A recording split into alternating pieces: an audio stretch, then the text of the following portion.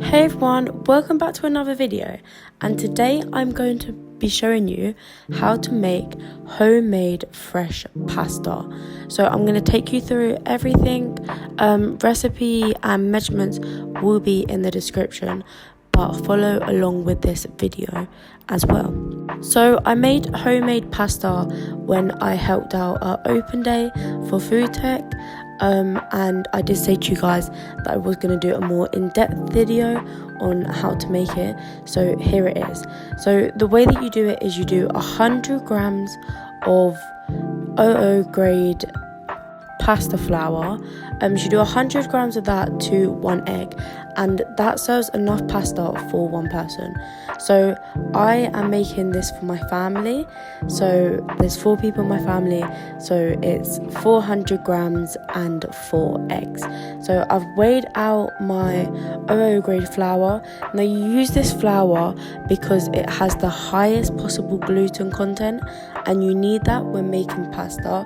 This is so the gluten strands form better and the pasta actually has structure. So pour that out onto your work surface. You can do this in a bowl or you can do it on your work surface. I prefer to do it on my work surface. And then you are going to want to put in your eggs. So make a well in the middle, like a little mount, and then put in your eggs.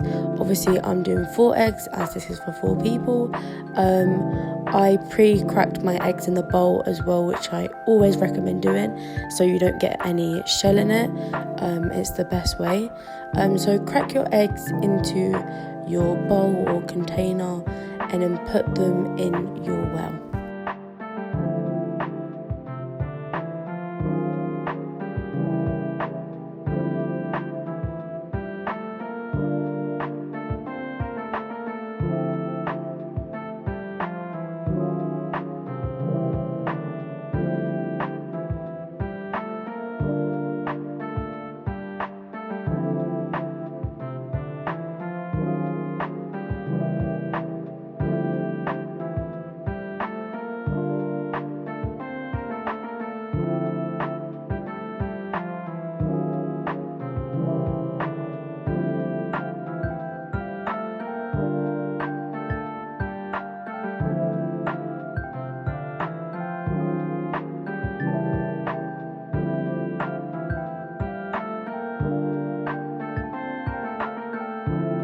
Once you've put them into your well with your flour, I then get a fork and I break the yolks. Always break your yolks.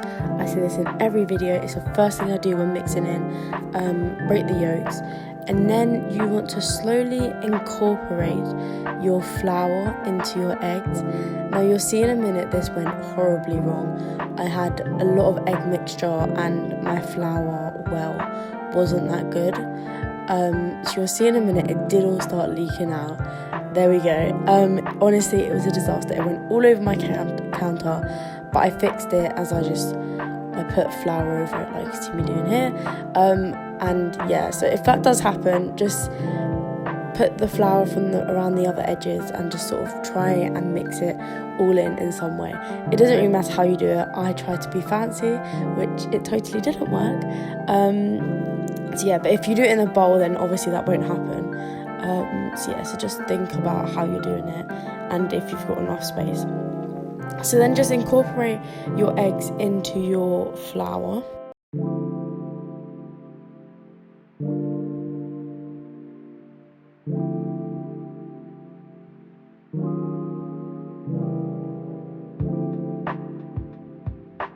This process is very slow and time consuming, as you have it is very difficult, especially when you get to this stage with doing it with a fork. So once you start to see a bit of a dough forming, I would then get your hands in and just try and mix it all together. It's so much easier to do it with your hands when you've got a bit of a dough. Don't do it with your hands when there's just egg and flour, otherwise your hands will just be full with egg and you won't be able to do anything. So when you start to get a dough, then use your hands and get right in. This can honestly take quite a lot of time forming it all together, as you may think it's a bit dry, but honestly do not add any water or nothing. Just keep mixing it and I promise you it will all come together.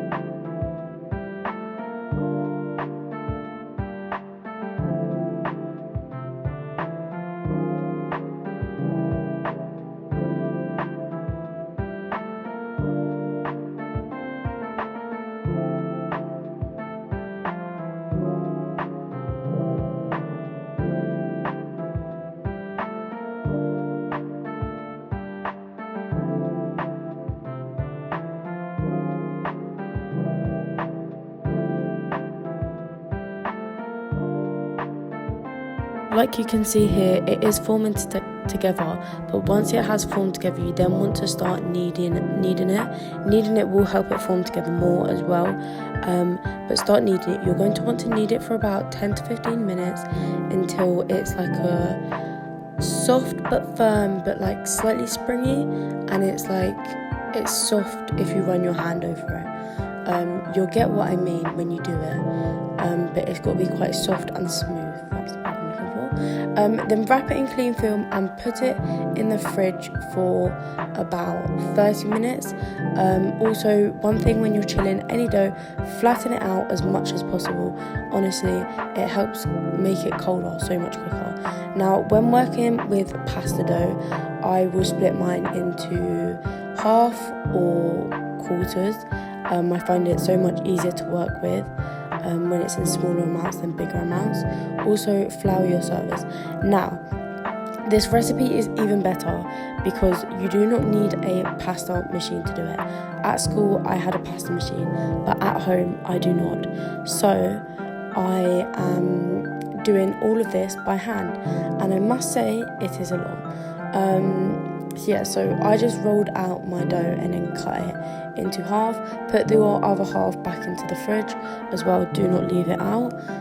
Put that back in the fridge so it can have more cooling time. So I worked with half. Make sure you flour your service. I use this massive rolling pin, which I don't know, I felt like it was a lot better to use than my smaller one, and just sort of make the pasta dough come together a bit more.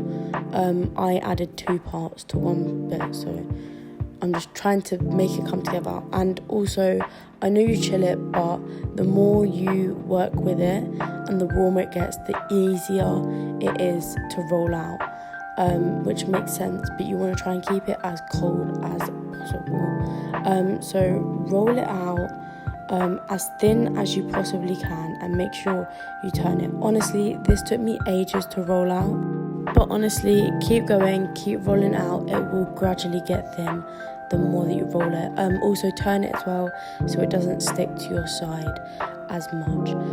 So keep rolling it out as thin as you possibly can.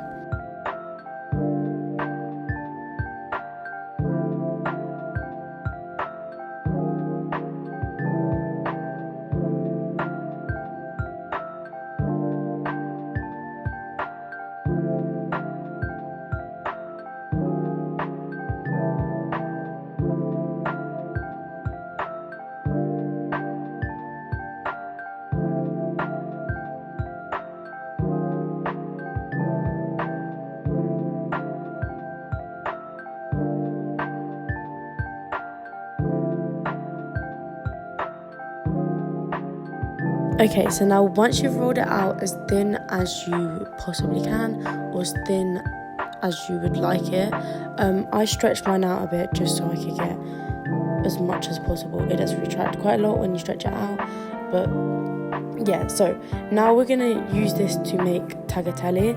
I was making a carbonara for my family, so I did that.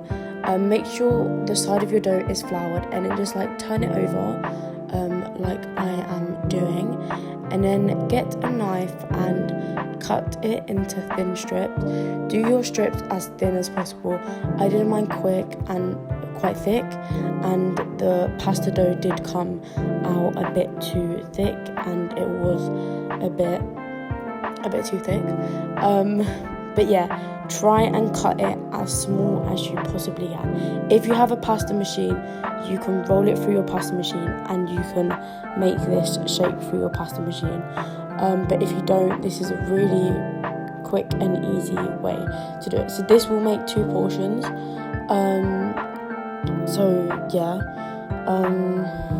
So you just want to keep cutting it like that, and then obviously if you're making 4 portions, roll out the other 2 portions, repeating the steps. So you just want to pretty much do that, and then before you do this step, make sure you have a pan of boiling water ready to put this in, and put a little bit of salt into the boiling water as well.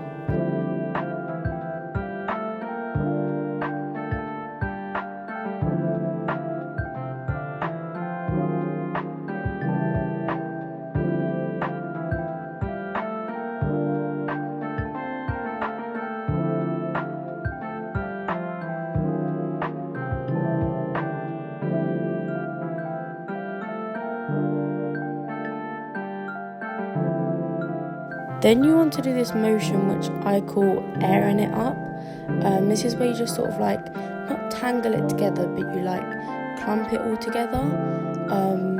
So yeah, so it's a bit like, I don't know, like tagliatelle, I guess what I'm trying to say.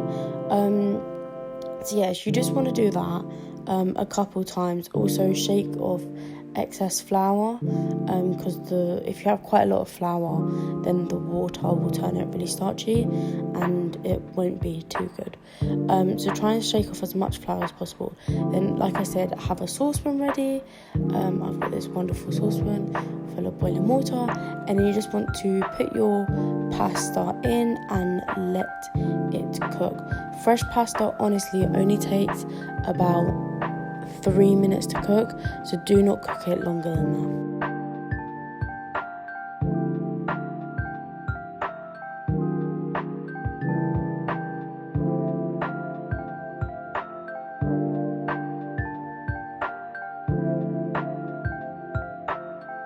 And you just want to let it boil and then drain it out, and that's how you make fresh pasta. Now, tagliatelle can be used in any recipes like carbonara, which I use it for, but you can make any shape that is quite easy to do.